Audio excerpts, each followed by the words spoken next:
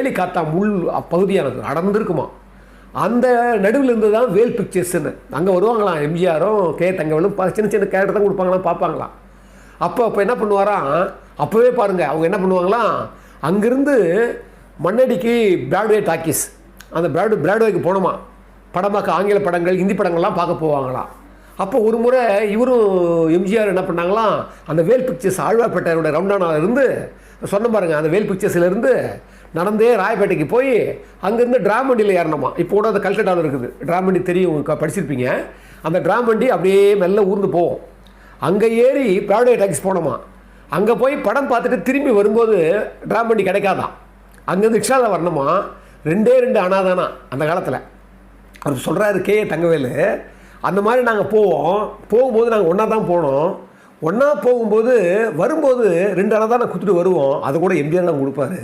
அவர் சொல்கிறாரு,